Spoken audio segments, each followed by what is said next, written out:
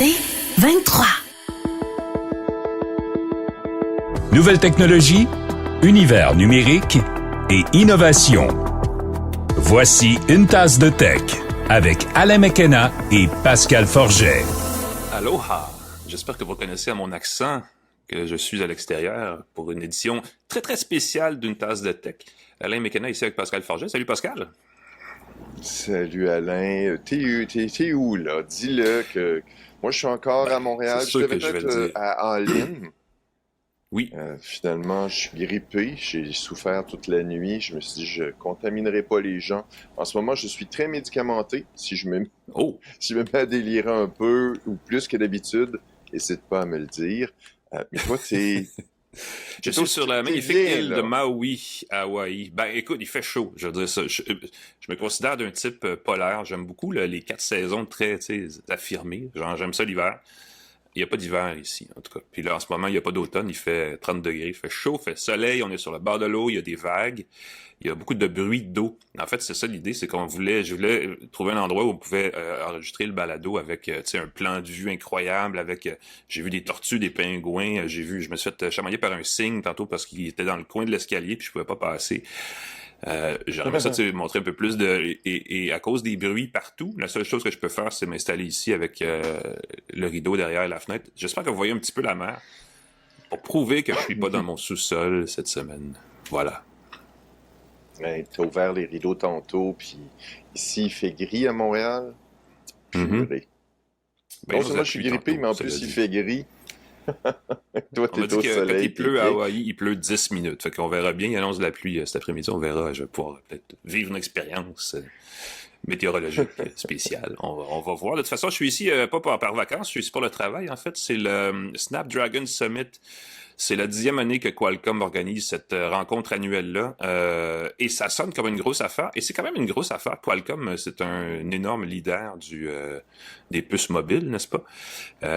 Et ils invitent non seulement des médias et des influenceurs, mais aussi ce qu'ils appellent les Snapdragon Insiders. Donc des gens qui sont tellement fans du processeur de leur appareil informatique qu'ils ont décidé de s'inscrire à ce groupe de loyauté, j'imagine. Et il y en a quelques-uns qui viennent ici. Il y a quelques centaines de personnes qui, donc, à chaque année, viennent se convergent vers Hawaï pour le sommet Snapdragon. Et c'est pour ça qu'on est ici, parce qu'il y avait des nouvelles le fun cette année. Mais avant, parce qu'il y avait aussi des nouvelles le fun à Montréal, malgré tout. On va pouvoir en parler. Je ne sais pas si j'ai oublié, mais je pense qu'on peut le faire maintenant. Saluer nos partenaires que sont TELUS et Plan Hub. De toute façon, on est dans la mobilité depuis tantôt, ça tombe bien. TELUS qui, mine de rien, anime ou en tout cas fournit la connexion cellulaire actuelle sur laquelle j'enregistre et je joins Pascal, donc on voit que ça fonctionne, n'est-ce pas?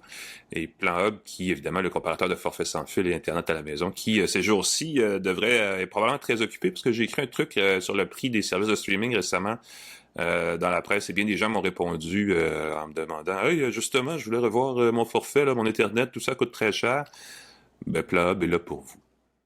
Ils ont aussi un comparateur de eSIM, ça c'est un autre sujet.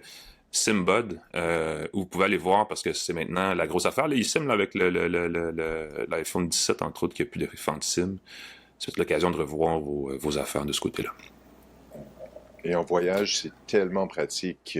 Je m'en vais bientôt au SEO Summit à Paris, invité par Planet Hoster, un de nos partenaires aussi. Et puis, je vais avoir une eSIM que je vais acheter, installée dans mon téléphone sans avoir besoin de... Je me souviens qu'en avion, j'avais mon petit trombone que j'enlevais, j'éjectais la SIM, je gardais soigneusement ma SIM montréalaise, québécoise. Je mettais ça dans un petit pot, là, je mettais ma nouvelle SIM dedans, c'était pas évident. Avec une eSIM, en quelques secondes, Ouais. dès qu'on arrive à l'aéroport, dès qu'on se pose, tout de suite, on a une connexion Internet. Très, très, très pratique. Il y avait Un épisode où on va parler de plein d'affaires. Oh, tu parlais de... Ben, j'allais dire, il y avait une époque où il y avait aussi 3 dimensions de carte SIM, et là, à ce moment-là, il fallait avoir en plus les petits adaptateurs, parce que c'était un paquet de trous, mais effectivement... Oui. Alors, on a avancé là-dessus. Tout le monde a la nano SIM. Au moins, on a sauvé ça. Mais effectivement, bientôt, plus de SIM du tout. Ça va changer pas mal l'approche. Mais oui, je te laisse aller, Pascal, pour nous parler d'Alin un peu, là. Ben oui, tout à fait. C'est un salon d'intelligence à Montréal, d'intelligence artificielle à Montréal. Quand je te dis que je suis médicamenté, ça paraît. Il y a eu beaucoup d'annonces. On ne pourrait pas toutes les nommer ici. Il y en a quelques-unes qui ont attiré mon attention. Il y a entre autres une compagnie qui s'appelle AI Vibe qui dévoile son indice global GenAI, qui mesure comment les organisations adoptent et déploient l'intelligence artificielle générative. Et grosso modo, et ça confirme exactement ce que je vois dans mes formations que je donne sur l'intelligence artificielle, c'est que la formation, c'est l'élément déterminant pour les gains de productivité avec l'intelligence artificielle. Le rapport identifie que la formation pertinente, évidemment, c'est le facteur numéro 1 qui permet d'atteindre des gains de productivité significatifs. Et les gains de productivité significatifs, on détermine que c'est plus de 20% d'automatisation de ces tâches. Fait que là, si tu réussis avec l'intelligence artificielle automatique, plus de 20% de tes tâches, c'est considéré comme un gain de productivité significatif. Il y a 40% des employés de tous les niveaux qui n'ont pas reçu de formation sur l'intelligence artificielle. Sans formation, ils ne savent pas comment intégrer leurs tâches, comment l'intégrer, dans mon cas, ce que j'ai constaté de façon sécuritaire. Parce que souvent, on utilise ChatGPT, on ne se rend pas compte que l'information peut être réutilisée par le modèle pour entraîner le modèle et tout. Si on gère de l'information sensible, il faut garder ça en tête. Mais surtout, qu'est-ce qu'on peut faire? Les gens ne se rendent pas compte de tout ce qu'on peut faire et ce qu'on devrait peut-être pas faire aussi avec l'intelligence artificielle. Alors, c'est assez intéressant de voir ça. AI Vibe, son indice global Gen AI, jetez un coup d'œil, googlez ça. Demander à l'intelligence artificielle de vous résumer les grandes lignes de tout ça. Il y a notre partenaire TELUS. Oui, voilà. Oui, c'est bon, ça, c'est une belle nouvelle, en fait, pour les gens de Rimouski, là. Ouais.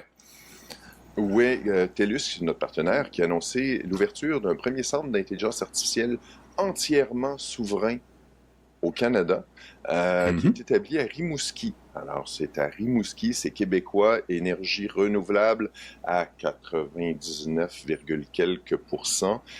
C'est exploité 100% au Canada. On mentionne que certains autres centres ne sont pas 100% au Canada. C'est le cas de ceci. C'est entièrement à l'intérieur des frontières canadiennes. C'est protégé par les normes nationales de sécurité. TELUS serait le premier fournisseur du genre. Il va se joindre aussi à se joindre au réseau de partenaires infonuagiques de NVIDIA, un autre manufacturier de puces informatiques. Donc, il serait le premier fournisseur de services en Amérique du Nord à se joindre au réseau infonuagique de NVIDIA. Alors, c'est intéressant, ça. Je veux dire ceci... Parce que pendant la ligne, je regardais une conférence du ministre. On a un ministre fédéral de l'intelligence artificielle au Canada depuis quelques mois et il a dit, parce que ça c'est un truc, il y a bien des entreprises qui s'inquiètent du Patriot Act, qui est la loi américaine, et je pense que c'est le Data Act aussi. En fait, il y a une ou deux lois là, qui touchent la gestion des données, même à l'extérieur du territoire américain.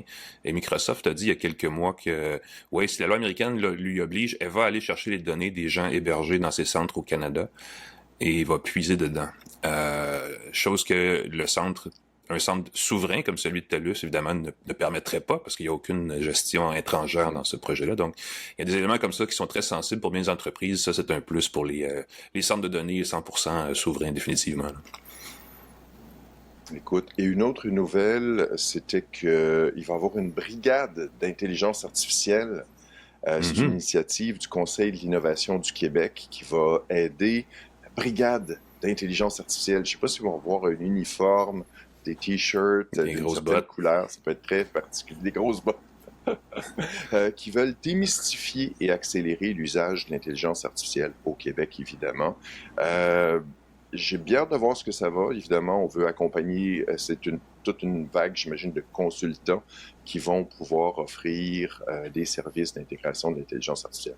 On s'entend qu'Aline, c'est un salon qui met de l'avant l'intelligence artificielle et qui veut s'assurer que ça fonctionne. Et là, c'est fou parce que je lisais dans une autre nouvelle que Deutsche Bank, qui est quand même pas une petite banque, la banque allemande, qui indique que les investissements à eux seuls empêchent les États-Unis de tomber en récession. Dans l'intelligence artificielle, beaucoup, exactement, il y a beaucoup d'investissements en intelligence artificielle qui sont mis, beaucoup d'argent, et là, la question, c'est est-ce que ça va passer ou ça va casser? Est-ce que ça va être une bulle? Est-ce que vraiment il va y avoir des gains de productivité? Est-ce que vraiment ça va aider les employés? Est-ce que vraiment ça va augmenter les revenus? On parlait d'opportunités de marché, conquérir des nouveaux, être plus efficace, optimiser sa production et tout. Mais si ça casse, il va y avoir une bulle incroyable qui va éclater. Parce très, qu'au-delà très des hâte chiffres, les de voir. entreprises qui sont les fers de lance de l'IA ne sont pas nécessairement aussi profitables qu'on le pense. OpenAI n'est pas profitable Mais du tout, là. Donc, oui, bien, ben, non, bon ça point. dépense et pourtant ils brûlent de l'argent, ils consomment de l'argent à une vitesse incroyable. Très, très hâte de Mhm. voir. Puis dans une échelle québécoise, évidemment, euh, on peut mettre de l'argent beaucoup, beaucoup là-dedans. On a vu comment certains projets gouvernementaux ont été, on pense à la filière des piles, des batteries, Ben, ça des clique, c'est autobus un... Ouais. électriques, ça clique aussi. C'est tous des gouffres financiers si on met, encore une fois, des investissements mal placés ou qui ne rapportent pas. Je suis C'est un pas, je risque suis parce que inquiet t'as pour raison, mon je portefeuille. pense que c'est au-delà de 80% de l'argent qui va dans l'intelligence artificielle au Canada vient des gouvernements, en fait. Donc oui, si la bulle éclate, parce qu'il y a bien des gens dans le secteur qui parlent définitivement d'une bulle, ça va faire mal à un peu tout le monde, là. Donc effectivement, c'est important de suivre ça de près. Et c'est ce qu'on fait d'ailleurs, donc c'est assez pertinent quand même. Écoute, avant qu'on parle des processeurs, j'ai deux petites nouvelles encore que Oui, j'aimerais mentionner. Claude, dans Copilot, puisqu'on parle d'intelligence artificielle, restons ben dans le oui, ton. ben oui. Copilot, c'est l'assistant d'intelligence artificielle de Microsoft, qui était en partenariat avec OpenAI. Donc, c'était Mhm. ChatGPT emballé pour être utilisé dans les outils Microsoft. On va bientôt pouvoir choisir d'utiliser Claude dans les outils pour créer des agents. Ça va être dans Copilot Studio, qui est une partie de Microsoft qui permet de créer des agents intelligents, qui permettent de créer des documents, de déplacer des documents, de gérer, d'automatiser ces trucs. Alors, on va pouvoir choisir. Et là, je suis très curieux de voir où c'est que ça s'en va, parce que Microsoft est toujours en négociation avec OpenAI. Ça Mhm. pourrait être beaucoup de sous. Microsoft a été dans les premiers à investir. Ils ont investi des milliards de dollars dans OpenAI. Mais là, je pense que les allégeances ou les alliances vont peut-être... Ça Microsoft, je bouge. pense qu'il veut Ouais. étendre son portefeuille. On veut réduire les chances que ça C'est un peu achoppe étrange de voir avec Microsoft OpenAI. vouloir se distancer d'OpenAI alors que OpenAI arrête pas en principe, de faire de plus en plus de belles choses en voyant sa valeur théorique gonfler sans arrêt. Donc, Mhm. il y a comme une espèce d'anguille sous roche là, dans ce qui se passe dans la relation entre Microsoft et OpenAI, là. Mon soupçon là-dedans, pratique anticoncurrentielle. Ah, peut-être, ben oui. S'il y a Mhm. trop d'investissements, on veut s'assurer qu'il n'y ait pas le gouvernement américain qui pourrait dire oh là là, vous mettez trop de billes dans OpenAI, ça diminue la concurrence. Qu'en est-il des alternatives? En Ouais. ouvrant sa porte à Claude et des alternatives, on a peut-être des options. Puis il y a peut-être aussi l'Union européenne là-dedans qui a son mot à dire. Je lance des pistes Mm. comme ça. Et un truc, parlant d'Union européenne, je fais un lien incroyable. C'est moins lié à l'intelligence artificielle, mais les cookies de consentement, quand on va sur un Oh! site, c'est l'Union européenne qui a imposé ça. Le fait qu'on arrive sur un site, là, on a un pop-up qui nous dit est-ce que tu acceptes les cookies, puis les traçeurs, les pisteurs qui collectent Ouais. l'information personnelle sur toi. Il semble que l'Union européenne est en train de revoir ça, parce que je pense que tout le monde maintenant, on clique sans réfléchir. Il y a un petit pop-up, on clique, on réfléchit plus. Et ça, c'est pas du consentement éclairé. Si on s'arrête pas puis qu'on lit pas les petites Mm. clauses, on peut se faire passer n'importe quoi parce qu'on clique toujours sans réfléchir.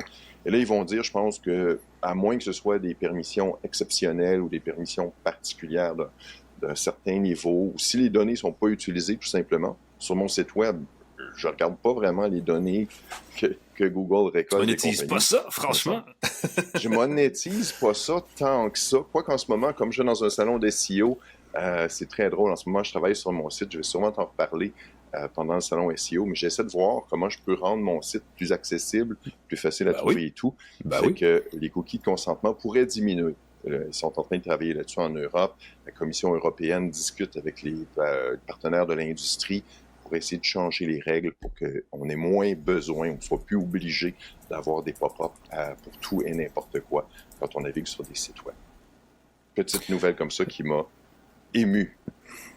Moins de cookies. Ben écoute, Google pousse fort pour étirer la durée de vie des cookies parce qu'on sent que c'est un élément dans le web moderne qui est assez difficile à juste effacer, éliminer. Donc, oui, de revoir la pratique, ou peut-être la gouvernance de ces fichiers témoins, n'est-ce pas? C'est pas une mauvaise idée, effectivement. Merci Pascal. Je vais vous parler du Snapdragon Summit en deux temps. Donc, on tombe dans la deuxième partie de notre émission, qu'on fait d'un bloc. C'est une tasse de tech express cette semaine, définitivement. Le Snapdragon Summit, ça a commencé il y a 10 ans à New York. Les gens qui suivent les technos en ont peut-être entendu parler, mais ça n'a pas vraiment beaucoup rayonné au Canada parce que jusqu'à cette année, en fait, ils n'ont jamais invité de médias canadiens à l'événement. Il y en a quelques-uns qui y allaient. Dans le Canada anglais, sous couvert d'être insiders, donc d'être des fanatiques de la marque. Il y avait des petits passe-passe, mais dans l'ensemble, c'est la première fois qu'on ouvre vraiment les portes à des médias, des gens des médias comme nous. Et c'est intéressant. Puis ça fait des années que je voulais voir assister à cet événement-là, parce qu'à chaque année, il y avait plusieurs grosses nouvelles qui sortaient de ce sommet-là qui ne concernaient pas nécessairement spécifiquement que Qualcomm. Mais il y a beaucoup de choses qui sont passées, surtout dans la dernière année, qui rendent ce salon-là un peu plus intriguant. Je regardais récemment, on parle beaucoup d'NVIDIA dans l'intelligence artificielle. La valeur d'NVIDIA est incroyable, c'est rendu au-dessus de 4200 milliards de dollars de valorisation boursière. C'est la plus grosse entreprise à la bourse de New York.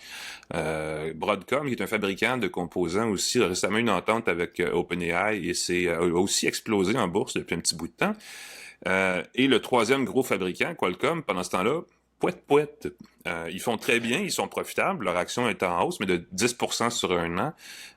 Et ils ont une valorisation, écoute, c'est 180 milliards, ce qui est extrêmement bien. Mais dans l'espèce d'inflation de valeur boursière des entreprises d'intelligence artificielle, on est loin à la traîne. Et c'est un peu ça que je voulais voir. C'est quoi la stratégie de Qualcomm pour se repositionner par rapport à ça? Parce que Qualcomm fabrique des processeurs, mais pas nécessairement pour des centres de données, des processeurs vraiment pour des téléphones très mobiles. Ils ont lancé il y a 2 ans des puces pour ordinateurs. On a eu quelques appareils. Je pense qu'il y a une Windows Surface. Je sais pas si c'est le laptop ou la tablette là, qui a une puce Qualcomm sur architecture ARM, qui est un gros différenciateur pour ces puces-là, parce que normalement, vous le savez, Windows, c'est sur des appareils x86, le fameux binôme Wintel, là, qui originalement était conçu autour de processeurs fournis par Intel. Intel est en pleine déroute en ce moment. Windows, chez Microsoft, on veut le déployer sur des architectures, disons, mobiles, entre guillemets, qui sont un peu plus performantes, et ça permet à Qualcomm de se positionner dans ce créneau-là comme un des fabricants de puces. Je vais pas dire d'avenir, mais avec le vent dans les voiles, la promesse de Qualcomm, et c'est ça qui est intéressant, tu sais, pendant que chez NVIDIA, hier, on parle de centaines de milliards de dollars de valeur, chez Qualcomm, on se dit, si on vend pour 4 milliards de puces d'ici 5 ans, on va être bien content. Donc, je trouve que l'ordre de grandeur est intéressant. Et tout ça, vous donnant le contexte du sommet de cette année, vous comprendrez pourquoi Qualcomm donc a annoncé, a levé le voile, je devrais dire, cette semaine sur 2 nouveaux processeurs. C'est la grosse ou les grosses nouvelles, dans le fond, du Snapdragon Summit de cette année. Il y en a un donc pour mobile et il y en a un pour PC. J'arrive pas à figurer lequel des deux est le plus significatif. Ces 2 belles nouvelles, ce sont 2... Écoute, évidemment, Qualcomm dit dans les 2 cas que c'est le processeur le plus puissant dans son marché respectif, ce qui est probablement extrêmement applicable du côté du mobile. Du côté du PC, ça va être à déterminer parce que tout le monde joue du coude et ça joue raide dans ce créneau-là, mais on va départager ça ensemble. Je vais commencer par le mobile où on a présenté la puce Snapdragon 8 Elite Gen 5, qui est quand même quelque chose à dire parce que c'est long. Vous savez, à une autre époque, il y avait 3 gammes. Il y avait la gamme 600, 700 et 800 chez Snapdragon et c'était facile comme ça. Récemment, on a revu ça pour sortir le Snapdragon 8 et là, on décline les versions de la 8. Et là, on a ramené Gen 5 pour dire que oui, on fait la Snapdragon 8 depuis quelques années, mais à chaque année, c'est une nouvelle génération. Alors là, on est rendu avec la génération 5. Et la version Elite, c'est la version plus puissante de cette puce-là, parce qu'on a aussi dit, à la fin de la conférence, ça a pris 8 secondes. Ah, on a aussi une Snapdragon 8 tout court qui s'en vient, Gen 5. Donc, et celle-là, on en a parlé absolument pas.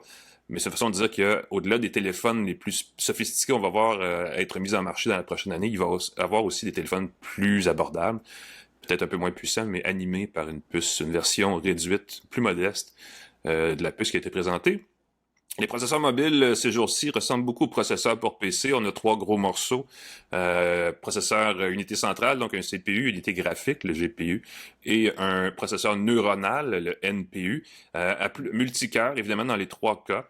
Dans le cas chez Qualcomm, on a des noms pour tout, là. Les CPU s'appellent Orion. On est rendu à la 3e génération de cette technologie-là de processeurs qui cadence en gigahertz, là, à un niveau quand même assez intéressant. On a aussi évidemment des GPU qui s'appellent Adreno qui sont revus. On dit qu'on les a améliorés cette année pour être 23% plus puissants. Ce qu'on veut faire chez Qualcomm, c'est pousser beaucoup sur le jeu vidéo de pointe sur mobile. Apple l'a fait beaucoup aussi depuis 2-3 ans avec ses iPhones, de dire vous pouvez avoir enfin du lancer de rayon, là, du ray tracing, vous pouvez faire plein de choses dans vos jeux vidéo de pointe sur téléphone. Je vois pas beaucoup de monde jouer à des super jeux genre Assassin's Creed sur son téléphone. Je sais pas à quel point c'est un marché. Mais ce qu'on nous explique chez Qualcomm, c'est que c'est une façon de dire, regardez la puissance de notre appareil, vous pouvez faire plein de choses, et le meilleur exemple, c'est le jeu vidéo de pointe. Donc, à vous de voir ce que vous faites avec votre téléphone, mais le gag, Pascal, qu'on utilise souvent, c'est beaucoup de mécanique, c'est beaucoup de muscles pour jouer à Candy Crush, pour vrai, et pour regarder des Reels Instagram, ce qui est probablement l'usage le plus répandu, oui, c'est ça, des téléphones actuellement. Et pour finir sur la mécanique, le NPU, le processeur neuronal, son nom chez Qualcomm, c'est Hexagon. Donc, Hexagon, on dit qu'il est 37% plus performant dans les tâches d'intelligence artificielle. Et tout ça mis ensemble, ça donne un processeur qui serait 10 à 20% moins énergivore. Donc, ça va dire, on promet, n'est-ce pas, des téléphones dont l'autonomie sera au-delà d'une journée. Et j'ai pas besoin de vous rappeler qu'une journée en mobilité informatique, c'est n'importe quoi entre 18 et 24 heures. Là, ça dépend de à qui vous parlez. Mais ça veut pas dire que c'est 24 heures d'utilisation intensive. Ça veut dire que si vous l'utilisez normalement, de temps en temps, vous sortez votre poche, vous êtes bon pour plus qu'une journée d'utilisation. Les 3 objectifs, vous aurez compris, chez Qualcomm, c'est de parler de performance de batterie, donc de meilleure autonomie, et d'IA. On n'en sort pas l'intelligence artificielle, on en parle tout le temps, on en a parlé depuis 3 jours. Il y a un truc qui est intéressant, plus concrètement, la nouvelle puce va permettre de lancer des applications plus rapidement. Tu sais, des applications qui s'ouvrent à l'écran, semble-t-il qu'on voit vraiment une belle différence dans la façon, dans la rapidité dont les applications s'ouvrent. Et le multitâche aussi, quand on passe d'une application à l'autre, ce serait plus fluide. C'est-à-dire qu'on aurait déjà tout de suite accès à l'information et c'est pas juste l'application qui apparaît et là qui s'accumule. Donc, l'information s'affiche tranquillement ensuite, ça serait tout près d'un coup. Donc, on accélérerait le multitâche sur mobile. Ça signifie, à mon avis, que ça va prendre des plus gros écrans. Est-ce qu'on aura des téléphones pliables en plus grand nombre? Je sais pas. On a revu les codecs vidéo, on a revu les codecs audio pour faire de la vidéo, du traitement d'image embarqué. Vous savez, quand on prend une photo maintenant sur un téléphone, il y a beaucoup de numérique qui embarque pour l'améliorer, l'optimiser, disons, qu'on le veuille ou non. Et là, on a amélioré, raffiné cette technologie-là chez Qualcomm, dit-on. On dit que c'est le système sur plus le plus puissant à l'heure actuelle. Le système sur plus, c'est parce qu'un SoC, c'est vraiment de l'expression consacrée, c'est l'architecture mobile en vogue. C'est-à-dire que c'est une puce qui a plusieurs petits composants, plusieurs circuits. Et on a parlé beaucoup à travers cette nouvelle puce-là d'intelligence artificielle agentique. Ça, c'est le buzzword de l'automne. Là. Si vous avez pas entendu parler d'agentique, jusqu'ici, vous allez en entendre beaucoup parler dans les prochains mois.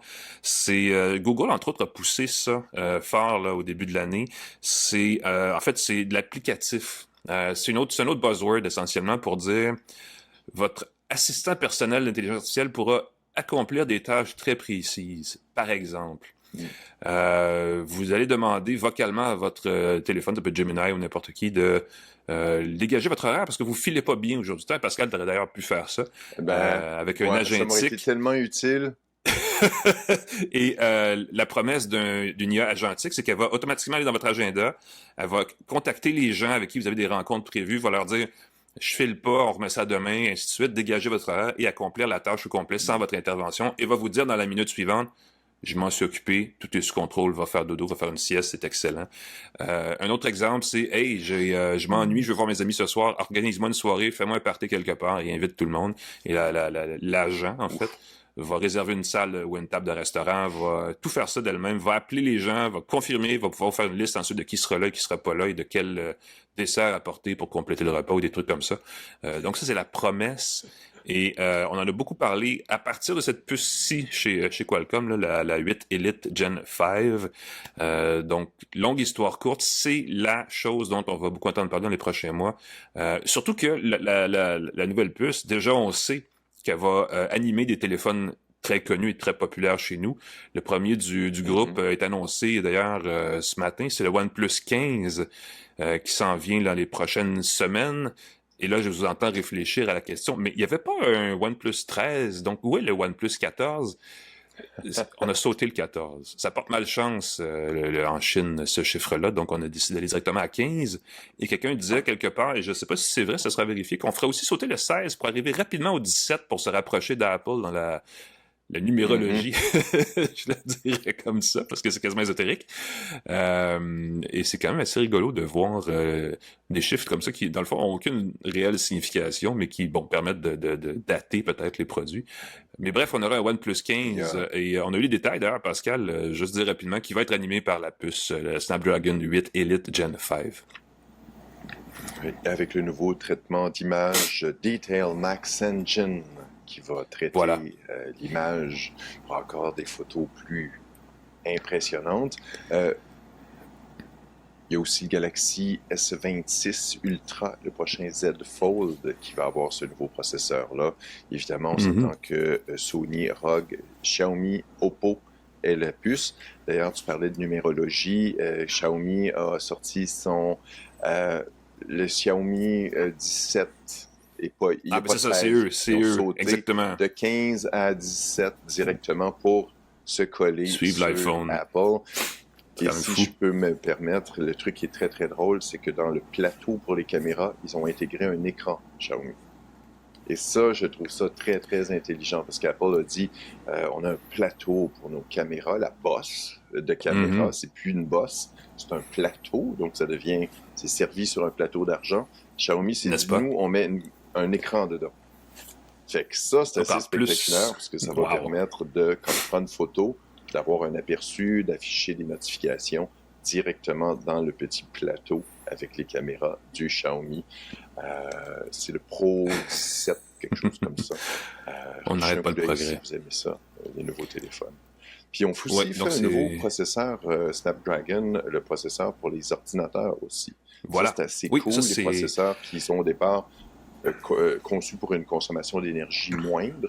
Quand tu parlais de la performance sur les ordinateurs, tout le temps délicat, parce que souvent Intel avait des très très bonnes performances, mais ça consommait énormément d'énergie. Dès que tu les mettais dans un ordinateur portable, on bridait beaucoup la performance du processeur. Snapdragon, c'est des appareils qui sont à la base pensés pour fonctionner bien, avec peu d'énergie.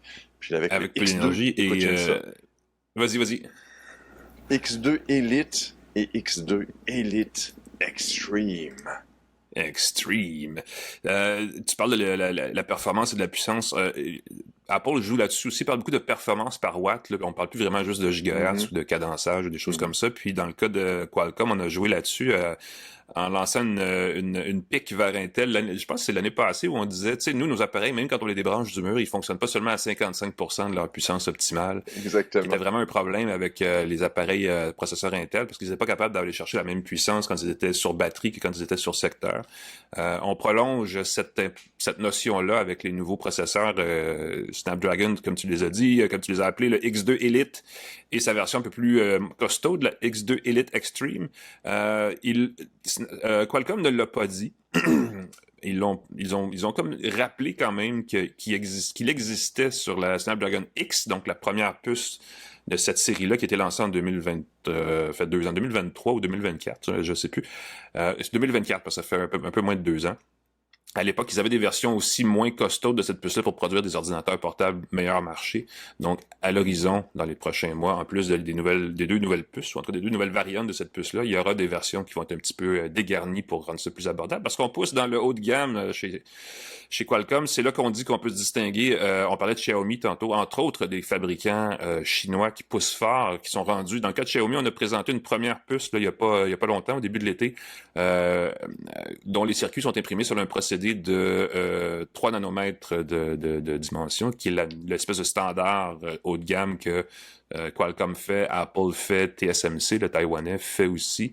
Donc, je crois que c'est aussi c'est le même procédé qu'on a du côté des puces Tensor chez Google. Donc, tout le monde est rendu là, sauf les fabricants chinois. Et là, Xiaomi a une puce. Je pense que Huawei a quelque chose aussi. On les connaît moins parce qu'ils sont plus chez nous, mais ça chauffe. Et évidemment, les fabricants chinois vendent des produits meilleur marché. Donc, chez Qualcomm, on s'est dit le meilleur moyen de continuer notre croissance, c'est d'aller dans le haut de gamme où ils ne sont pas présents, là, ces concurrents-là. On dit que ce sont les X2 Elite et le X2 Elite Extreme, les processeurs pour Windows les plus puissants et les plus efficaces en termes d'énergie. Une affirmation que voudront peut-être challenger AMD avec sa gamme Ryzen et Intel avec ses nouveaux corps Ultra. Quoique chez Intel, on a de la misère ce jour-ci, mais chez AMD, certainement qu'on va vouloir aller comparer des données. Il y a eu une super conversation sur le benchmarking hier. Je ne sais pas comment on dit ça en français, parce qu'un benchmark, c'est un banc d'essai. Mais on n'a jamais réussi à faire un verbe avec ça. Tu sais, j'ai pas banc d'essayer un processeur hier. Mais on a discuté de... tester. Ouais, c'est vraiment de l'étalonnage parce qu'on va faire chercher la puissance maximale dans les contextes précis. Et c'était une conversation justement parce que tout le monde a son propre... il existe plusieurs façons de faire des benchmarks, de faire des bancs d'essai pour aller chercher la capacité maximale, la puissance maximale, plein de données sur un nouveau processeur, un nouvel appareil informatique. Et chez Qualcomm, on dit, nous, on triche pas sur la température de la pièce, on triche pas sur plein d'affaires, ça nous donne un résultat avec lequel on est très satisfait. Et là, on sent d'un fabricant à l'autre, on arrive tout le monde avec un chiffre qui fait notre affaire, mais donc on chamaille pas mal. Chez Qualcomm, on se félicite d'avoir la puce la plus puissante du côté Windows. On s'est dit, Apple, ils font du bon travail, mais on compare pas nécessairement les pommes avec les oranges ou les pommes avec les Windows, avec les fenêtres. Allez savoir. La nouvelle puce X2 Elite a 18 cœurs, c'est quand même pas rien. On parle d'une puissance, d'une cadence de 4,4 GHz. On présente un boost à 2 cœurs seulement qui fait 5 GHz, donc du traitement de pointe assez rapide, merci. On n'a jamais réussi avant ça, semble-t-il, dans l'histoire de l'informatique mobile, d'avoir une puce sur architecture ARM qui arrivait à atteindre le 5 GHz de puissance, de cadence, en fait. Donc, c'est quand même un beau petit exploit. Procédé d'impression de 3 nanomètres, je le disais. Si vous êtes familier avec la famille des processeurs, des puces, des composants Qualcomm, vous savez qu'ils ont des noms aussi pour leurs puces.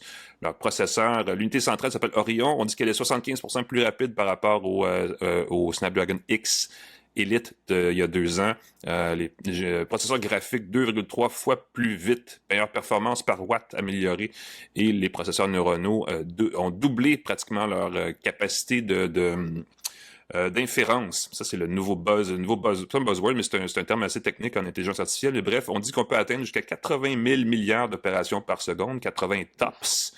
Et si vous vous rappelez un peu, il y a un an et demi environ, les TOPS, c'était la grosse affaire pour déterminer c'est quoi un PC Copilot Plus du côté de Microsoft, entre autres.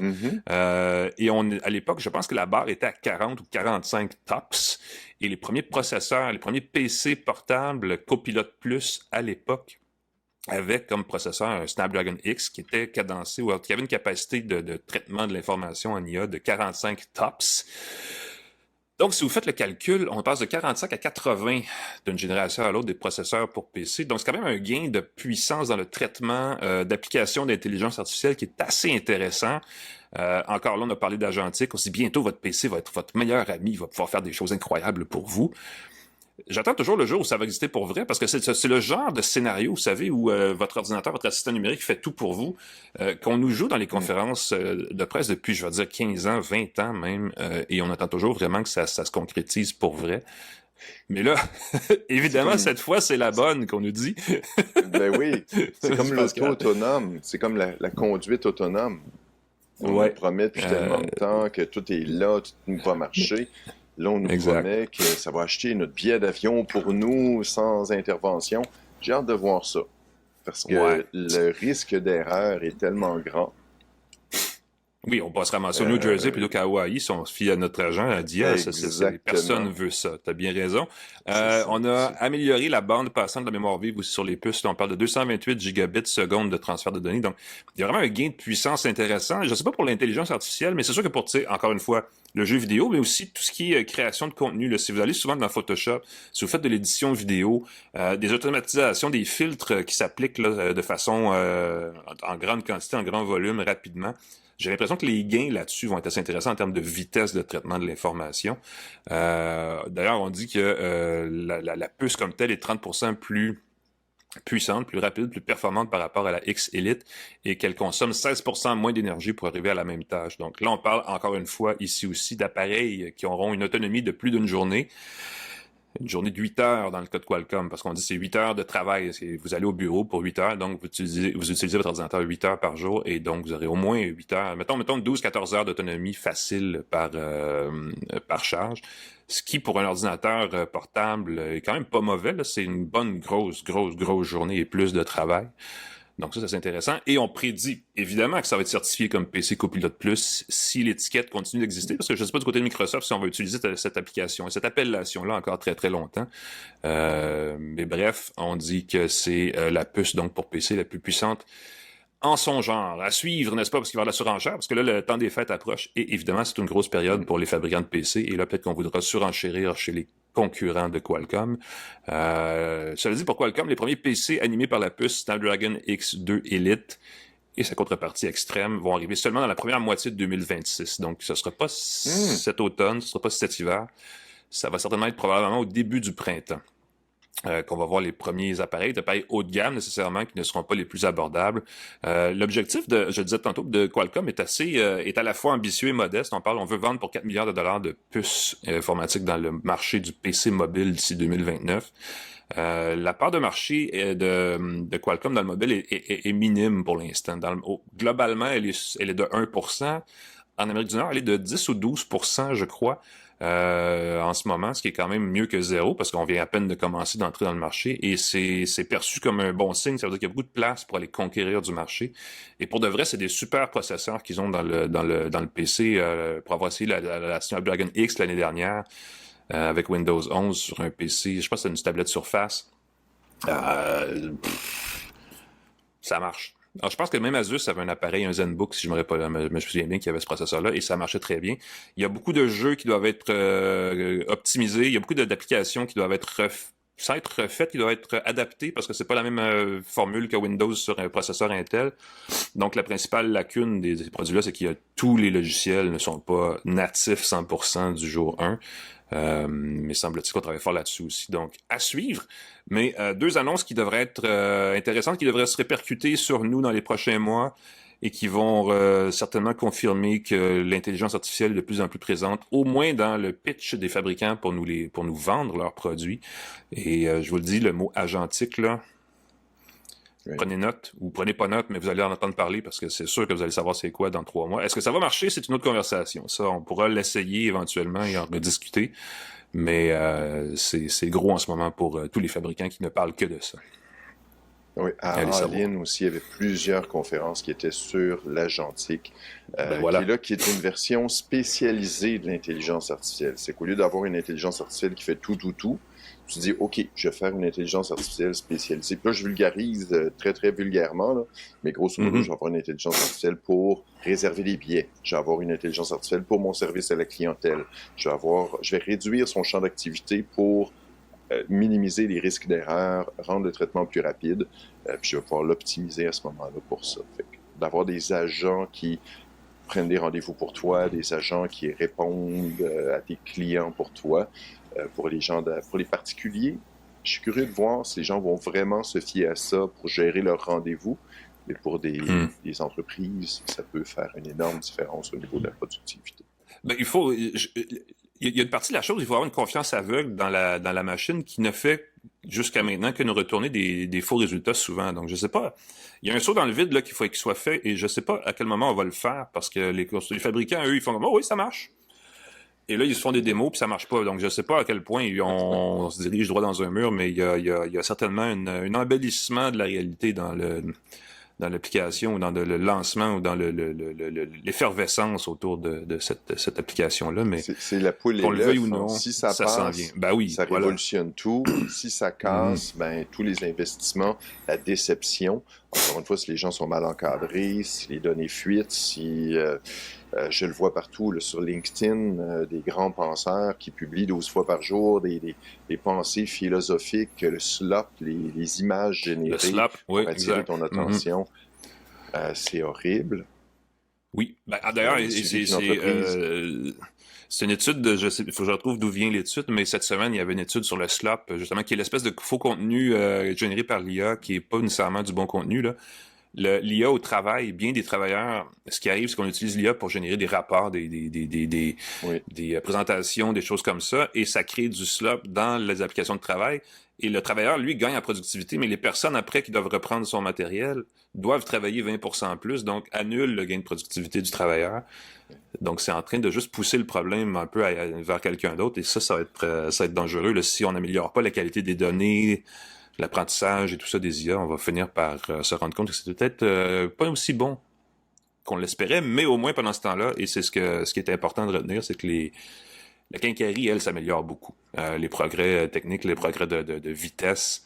Parce que je peux pas le dire maintenant, parce que je suis sous embargo, mais on a testé, on a fait du benchmarking en bon français avec les processeurs ici, et ça rentre au poste. C'est le plus que je suis autorisé à vous dire. Voilà. Tu vas nous en reparler? On aura l'occasion d'en reparler certainement. Ben oui, c'est sûr. Dans un autre épisode. Parce que c'est la fin, en fait. Je te laisse...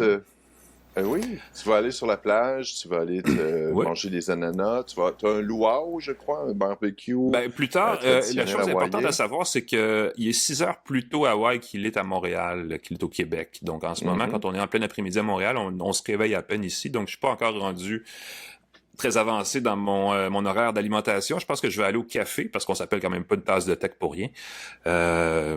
Mais oui, je vais aller... écoute, à 7 heures-ci, j'ai des conférences qui commencent. Donc, c'est la suite. On va parler, et j'en parlerai dans une autre balado, peut-être chez Cogeco aussi, qui porte un autre nom et qui porte sur d'autres sujets. Mais j'ai une conférence sur Snapdragon dans l'automobile qui s'en vient dans 1 heure. Oui. Donc, si vous voulez savoir plus, si vous voulez en savoir plus là-dessus, je vais en parler où ça tient la route. Je fais quand même la convergence, hein, on va se dire les vraies affaires. Mais ce sera donc là. Et si vous voulez encore plus d'informations sur la techno, ben évidemment, vous réécoutez nos anciens épisodes si vous voulez, vous vous abonnez, n'est-ce pas, et vous prenez le temps de bien digérer, parce qu'il y avait beaucoup de data, beaucoup d'informations quand même dans cette tasse de tech plus ou moins express, et vous revenez la semaine prochaine, parce qu'on en aura une autre qui va être tout aussi bonne. Ce qui nous permet de remercier nos partenaires. Pascal. Ben oui. Ben oui, TELUS, Plan Hub, Cogeco Média pour la mise en onde, pascalforgette.com pour me lire. Je publie régulièrement des nouvelles, des petits compléments d'information. Alain Mécana, on peut te lire dans la presse, entre autres. J'imagine que tu vas nous parler plus en détail de tes aventures hawaïennes avec Qualcomm. J'ai hâte de te voir en personne. Ça fait longtemps. Puis j'espère qu'on va voyager ensemble un jour. Ben là, la prochaine Ben, moi, je pense que oui. Le 14 pour le SEO Summit, voilà. Par Planet Hoster. Si jamais vous avez envie d'en savoir plus sur le référencement des sites web, c'est pas pour rien qu'en ce moment j'obsède sur mon site web, je lis les conférences, je fais hey, j'ai-tu fait ça? J'ai-tu optimisé telle affaire? Est-ce que mon référencement est bon? Puis là, je m'intéresse beaucoup à ça ces temps-ci. Je vais vous donner peut-être des secrets pour optimiser vos sites web. Moi, je vais vous en donner un secret. Merci. Ça a l'air qu'il y a une grosse transformation du SEO provoquée par l'intelligence artificielle. Oui, on parle de GEO, je crois. Pas du SEO, Search Engine.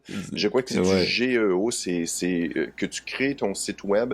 Et d'ailleurs, je regardais ça sur mon site. On a maintenant l'option de créer une petite phrase pour les robots, pour l'intelligence artificielle, pour s'assurer que l'intelligence artificielle comprend la structure de notre site, son contenu, et ainsi de suite. Fait que ça va être la course.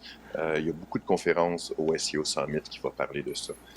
Puis j'ai compte en savoir plus. Donc on en reparlera bientôt, mais la semaine prochaine, on va être là avec notre tasse de tech sur un autre sujet. On va peut-être parler, je sais pas, de sport, d'autres choses, là, d'alimentation.